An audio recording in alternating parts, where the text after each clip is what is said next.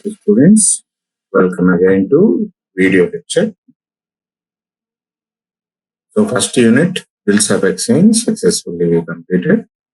We learned journal entries, accounting in different situations. Unit 2 is also accounting on most of the journal entries as well as ledger accounts. Unit 2 is consignment accounts, which you already some of you already studied at intermediate level. So in this consignment, it is a different type of sale of goods. So in this unit, we are going to learn in different videos, introduction journal entries, and one problem I will explain. Next, from the textbook problems, video 4 will be problem number 1 and 2. Video 5 will be problem number 3, 4 and 5. With the unsold stock. Video 6 is invoice price problems, 7, 9, 10. Video 7 is with abnormal loss. And video 8 is both losses, abnormal and normal. Okay, students. Now we are going to learn in this video introduction.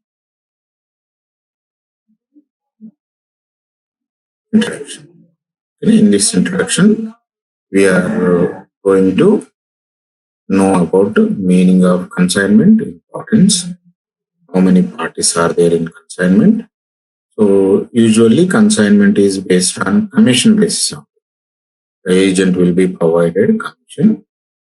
Manufacturer will appoint the agent and he will provide the commission for the same.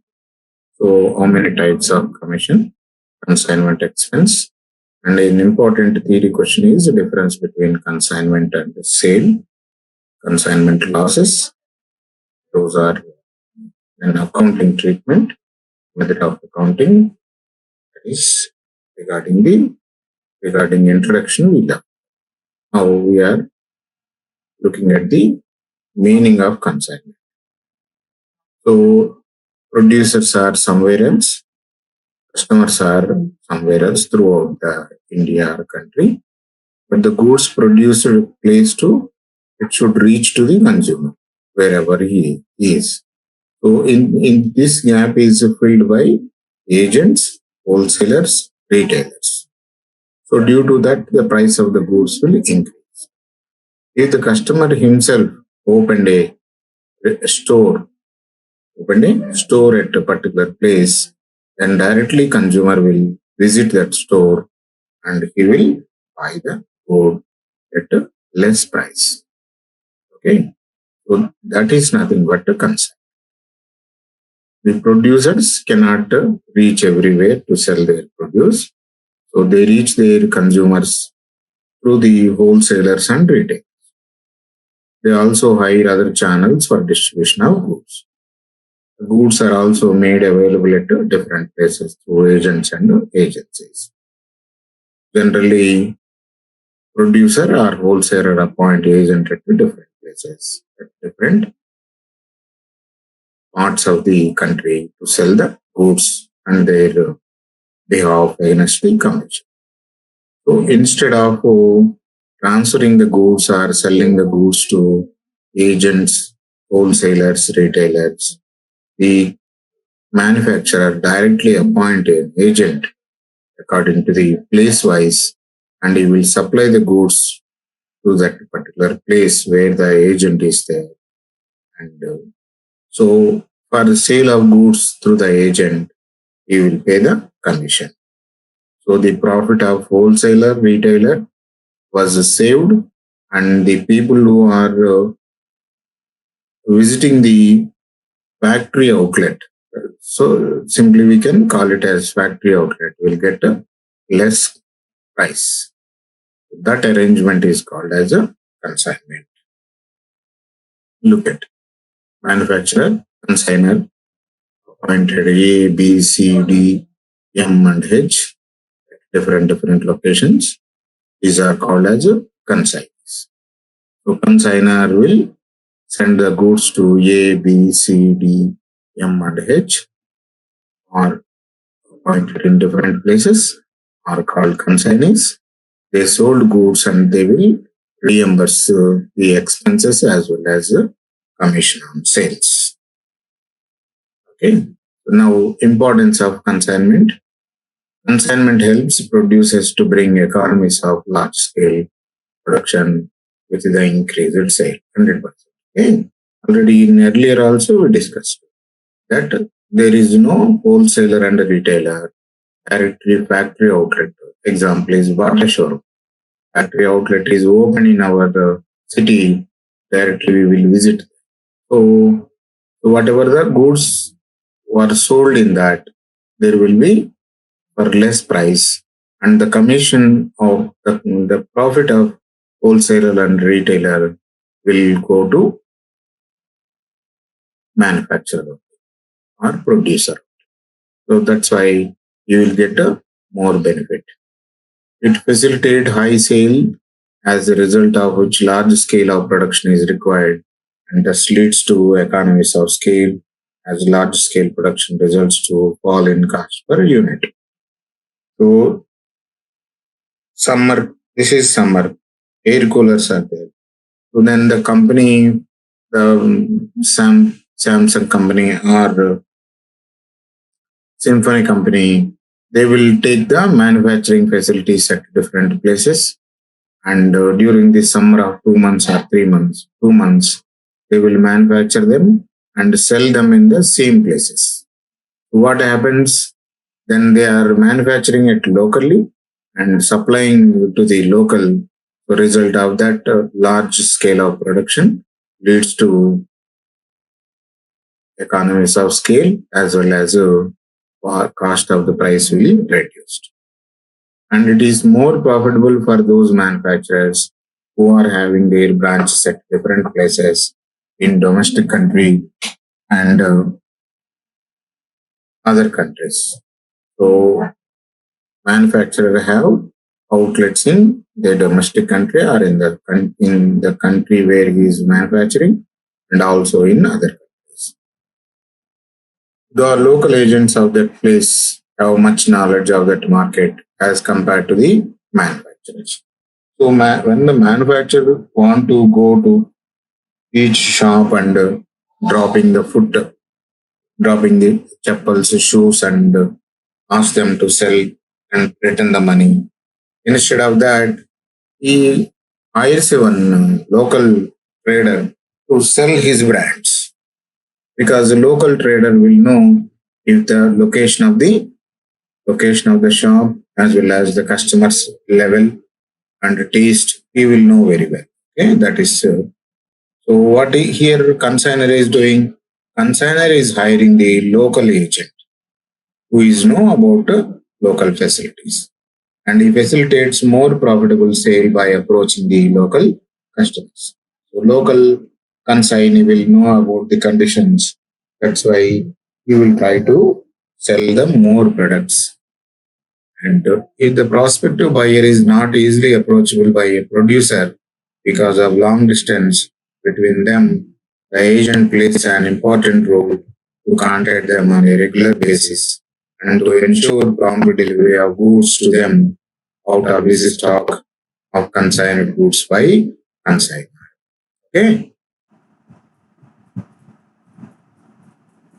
The third importance is by the producer cannot reach the customers directly. So there are some levels we know very well. Those levels are wholesaler, retailer, and many retailers again will become retailers. So to reach the customer, it has some levels are there, and there are some logistic problems arises. That's why manufacturer may thought like this: why can't appoint an agent in area wise, and directly my goods are available with that agent. That is called as a factory outlet. They will name it as factory outlet. So here the commission or profit, who is liability to charge on the customer by wholesaler and retailer, is reduced to the maximum extent, and the tax is also reduced. So that's why at a factory outlet, goods are available cost plus profit of the manufacturer. Okay, so for less cost, this is called as a consignment business. So to ensure prompt delivery of goods to them out of his stock of consigned goods by the consigners. So in this type of business, that is consignment business, consigner is the manufacturer here, and they are the agents appointed at a particular places called as consignees. Consigner will send goods to these people, and whatever the expenses incurred by them as well as commission will incurred by the consigner.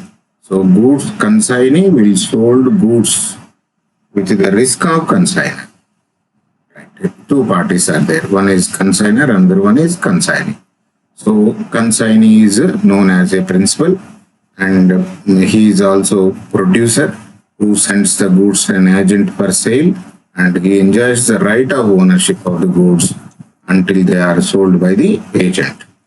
So whatever the stock kept in Bata showroom is vested with the ownership of consigner only, that is Bata company only, not of the local person who is appointed as agent.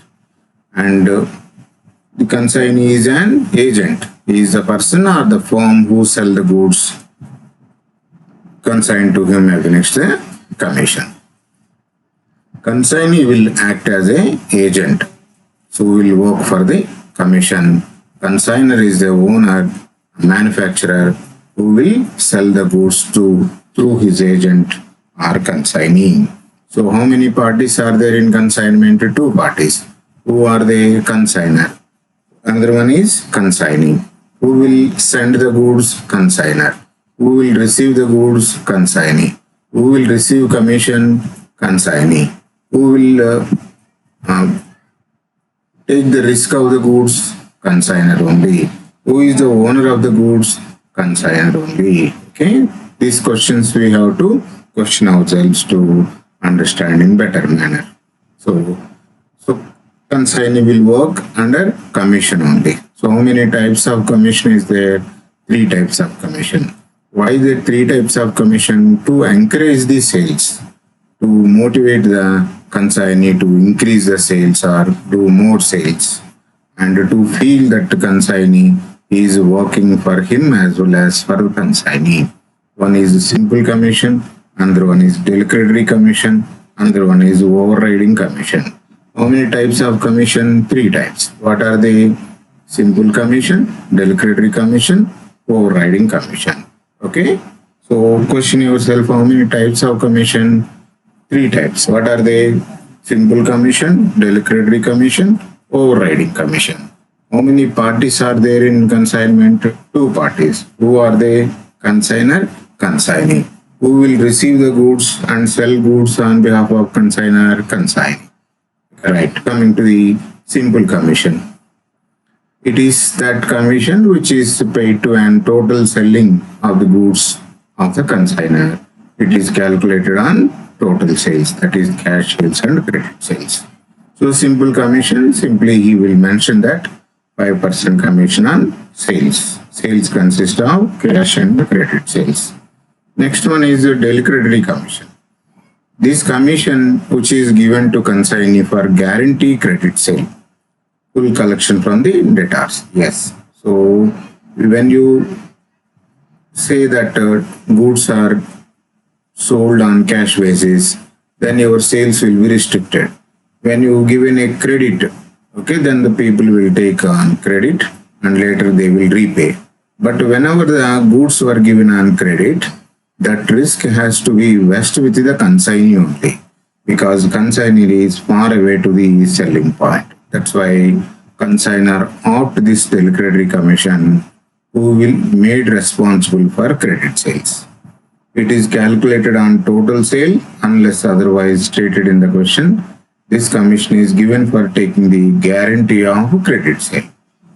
So delicatory commission is calculated on total sales only, but This commission is given for taking the guarantee of credit sale. So if the declaratory commission is given to the consignee can sell the goods on credit, and he is a whole and sole responsible person for collecting the credit sales amount or debtors. Is it clear? How many types of commission? 3 types. What are they? Simple commission, declaratory commission, overriding commission. What is simple commission? Commission which is calculated and paid on total sales. That's how total sales consist of cash and credit. Another one is a declaratory commission. This commission is given a guarantee for credit sale. This commission is given to consignee for guarantee credit sale. So, collection of debtors. Goods were sold on credit and the consignee has to collect the total amount of debtors, that is credit sales amount. So, it is calculated on total sale unless otherwise stated in the question. Sometimes if we told that declaratory commission is calculated on credit sales, then only we have to calculate on credit sales. If not so, this is also calculated on total sales. This commission is given for taking the guarantee of credit sale. So why it is different from simple commission? It is given on credit sales to collect the credit sales amount. And coming to the overriding commission, it is that commission which gives for selling the goods at a price higher than the normal selling price, is known as a surplus price. It is a incentive to the consignee to sell the goods more than the commission, more than the price which is mentioned in that, given that consignee. So suppose 100 rupees is the item radio. Suppose we consignor send a radio for 100 rupees cost. It should be sold by 120 rupees. Consignor told to consignee, you can sell this radio for 120 rupees. And he also mentioned in that, if you sold this radio more than 120 rupees, you will be given a overriding commission, or the commission will be paid on surplus price at 5% or 6%. So what will consignee will do? Consignee will try to sell the goods more than the fixed price, because he is able to get the commission on the surplus price. That is also profitable to both. Consignee will get more commission, consignor will get more profit than the specified one. The case of 120 rupees, 20 rupees profit, and it is sold for 130 rupees, 10 rupees extra profit after deducting commission 5% or 50 paise, 9 rupees 50 paise is the profit he is getting. Okay, so how many types of commissions? 3 types. What are they? Simple commission, declaratory commission, overriding commission. Simple commission is calculated on total sales, that is cash and credit, and declaratory commission is a commission guaranteed to collect the credit sales amount. Overriding commission is the commission which is paid to consignee for selling the goods over the price specified, that is a surplus price. Am I clear? I think. Okay. How many parties are there in consignment? Remember yourselves. How many types of commission? 3 types. Okay. Right. So consignment expenses are 2. One is non-recurring or direct expenses. Another one is recurring or indirect expenses. Consignment expenses are those expenses that are to be incurred by consignor or consignee for goods sent on consignment. So how many types are there? One is direct, another one is indirect. Direct expenses are expenses which are incurred for receiving the goods. They are paid only once when the goods are received, like carriage, freight, unloading and loading charges. Direct expenses or non-recurring expenses are paid at once. And indirect expenses are recurring expenses as those expenses paid by consignee for selling the goods like godown rent, shop rent, insurance, like this. So direct expenses are take part in the value of goods and indirect expenses are expenses are two times direct and indirect expenses. Now the important question in the examination, that is sales, difference between consignment and sales.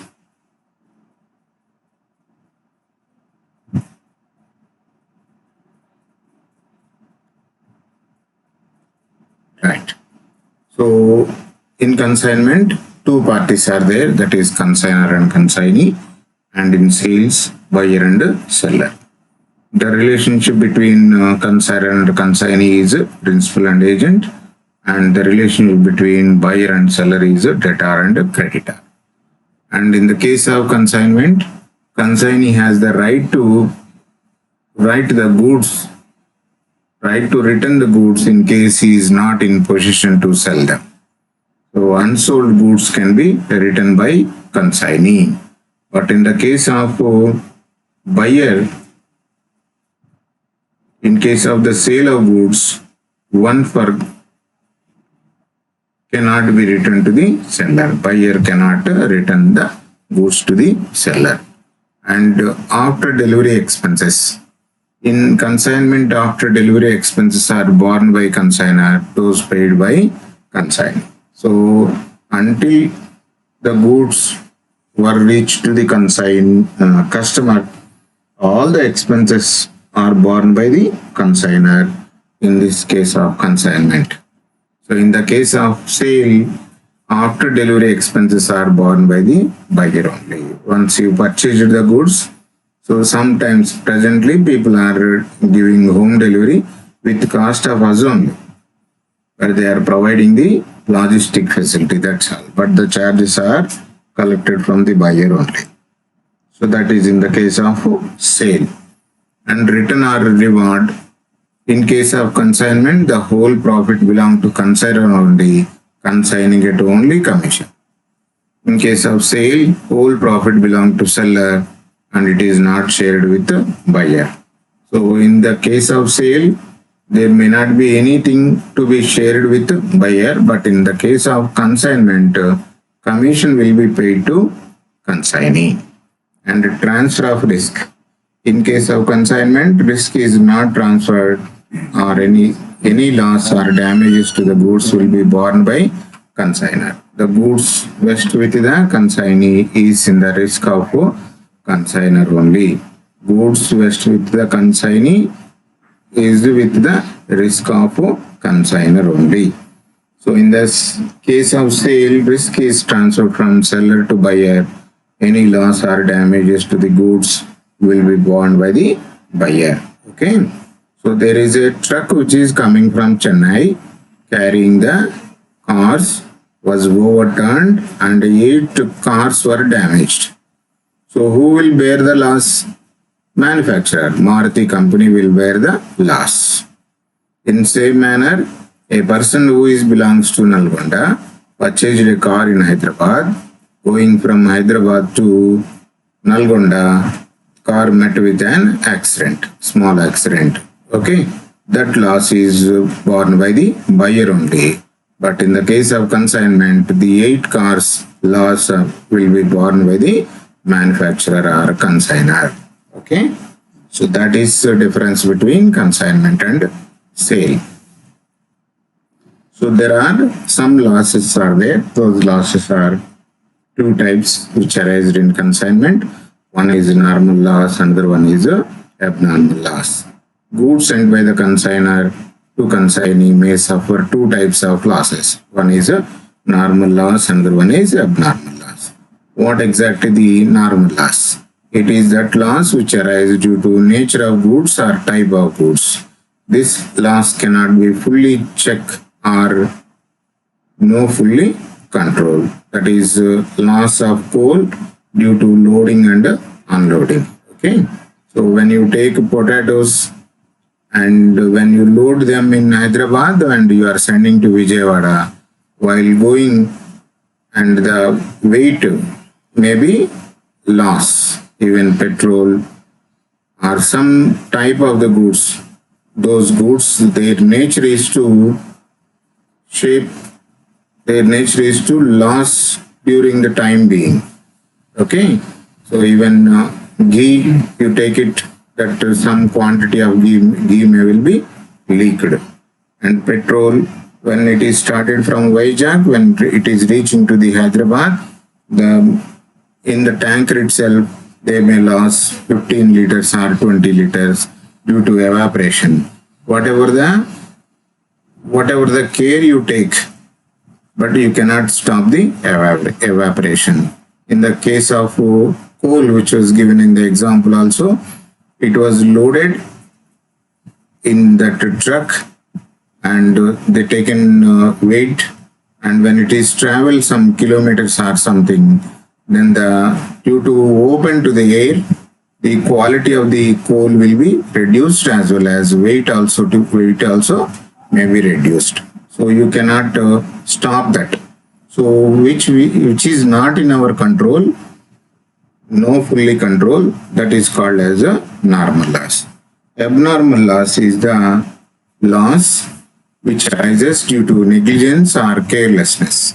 So you take earlier I quote the example of cars which are coming from Chennai. So that truck is overturned because of negligence of driver. That loss is called as a abnormal loss, and this loss can be fully check or control, can be divided into two parts: loss in transit, loss at consignee places. Loss in transit, abnormal loss arises when goods are on the way from consignor to consignee. Goods may be damaged in transit due to accidents, and loss at consignee place. It is that type of abnormal loss which takes place after reaching the goods to consignee. Goods may be destroyed by fire accident at the godown of the consignee. So how many types of loss are there? Two types. What are they? Normal loss and abnormal loss. How many parties? Two parties. Who are they? Consignor and consignee. How many types of commission? Three types. What are they? Simple commission, declaratory commission, and overriding commission. Okay. So how many types of losses are there? Two types: normal loss and abnormal loss. Which is in our control? Abnormal loss. Which is not in our control? Normal loss. Why it is not in our control? Because of the nature of the goods. Nature of the goods. Right. So accounting treatment in the, we have to record accounts in both the parties, consignor as well as a consignee. So in the consignor account, we have to prepare three ledger accounts. What are the? Consignment account, consignee account, goods and consignment account.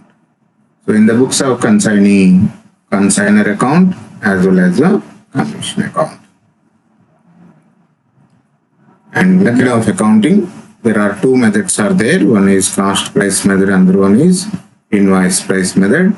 Cost price method is what is the cost of the goods were recorded and amount spent or expenses incurred by him were recorded in both the parties. And coming to the invoice price method, this is hiding the profit to the consignee. When consignor sent to the goods to consignee at invoice price, not at cost price. Invoice price is normal selling price, which is cost price plus profit. So consignment at invoice price is equal to cost price plus profit. Usually cost price is 100, but a consignor will send to 150 to consignee to hide or conceal the profit. Then coming to the valuation of stock. This we will learn unsold stock, valuation of unsold stock. Unsold stock means suppose 100 units are there. In that 100 units, 80 units were sold. Remaining 20 units are called as a unsold stock.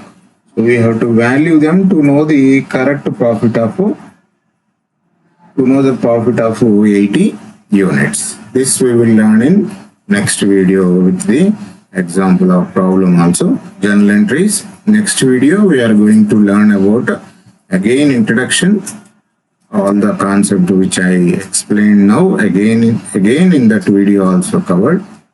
And next how to value the closing stock or unsold stock and what are the journal entries, and in that journal entries by taking your problem how we have to pass through journal entries in both the parties books as well as how to prepare the lecture accounts.